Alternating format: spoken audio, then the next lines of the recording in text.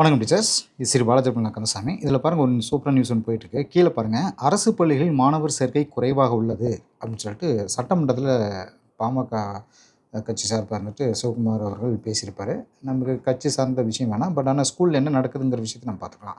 இங்க கீழ பாருங்க கீழ ஓடிட்டு இருக்க நியூஸ பாருங்க. ஆசிரியர் காலி பணியிடங்களை வைத்துக்கொண்டு எப்படி தரமான கல்வி வழங்க முடியும்? அதாவது நெறைய காலி பணிகள் இருக்குன்னு சொல்றாரு. 83,000 வகுப்புகளுக்கு ஆசிரியர்கள் இல்லை. நான் இந்த இடத்துல அப்படியே ஸ்டக் பண்ணி வைக்கிறேன் பாருங்க. 83,000 வகுப்புகளுக்கு ஆசிரியர்கள் இல்லை அப்படின்னா, வகுப்புகளுக்கு அப்படிங்கிறப்ப ஒரு வகுப்புக்கு ஒரு ஆசிரியர்ன்னு போட்டாலே, அப்ப 83,000 வேக்கண்ட் தேவைப்படுது இல்லைங்களா? ஒரு வேக்கண்ட் இருந்தாலே. இந்த ஒரு விஷயத்தையும் யோசிச்சு பாருங்க. சரி, இதில இருக்கிறது என்ன அப்படின்னா, வகுப்புகளுக்கு ஆசிரியர் இல்லை. பாமக தலைவர் அவர், அதாவது பாமக கட்சி சார்பாக அவர் சொல்லியிருக்கார். 11 ஆண்டுகள் 33,00,000 மாணவர்கள் சேர்க்கை குறைந்துள்ளது. இது வந்து உண்மையான ஒரு விஷயம் தான். ஏன்னா, அங்க ஆசிரியர்கள் சரியா இல்லங்கிறனால சேர்க்கை வந்து குறைவாக தான் இருக்குது அப்படிங்கிற ஒரு விஷயம். 1031 பள்ளி உள்கட்டமைப்பு மேம்படுத்தப்படும் அப்படின்னு சொல்லிட்டு இந்த 727 கோடி வந்து ராஜ்மோகன் அவர்கள் பள்ளிகள் துறை அமைச்சர் வந்து அவர் சொல்லியிருக்காரு. உள்கட்டமைப்பு மேம்பாடு செய்கிறோம் அப்படின்ற ஒரு விஷயத்தையும் அவங்க சொல்லியிருக்காங்க. சரி, இப்போ இங்கே என்ன அப்படின்னு வெள்ளை அறிக்கை கொடுக்கணும் அப்படிங்கிறதும் சொல்லியிருக்காரு.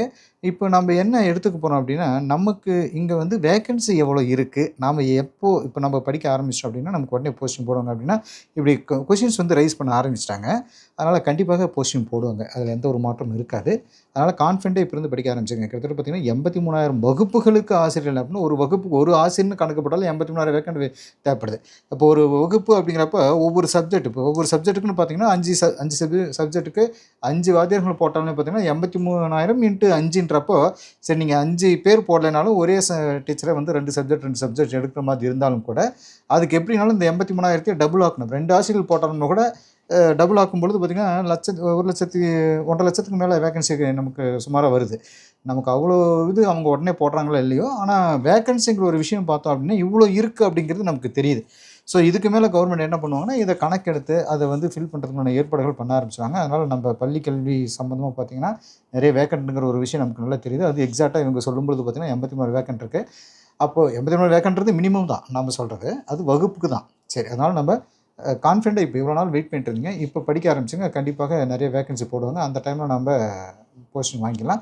அதனால் இத்தனை நாள் நீங்கள் பொறுமையாக இருந்திருந்தாலும் சரிங்க, இதுக்கு மேலே ரொம்ப கான்ஃபிடென்ட்டாக படிக்க ஆரம்பிச்சுருங்க. Okay teachers. ஆனால் இது வந்து எப்போ எப்படி அப்படிங்கிற ஒரு கேள்வி உங்களுக்கு வரலாம். நான் சொல்லிடுறேன் ஓப்பனாகவே.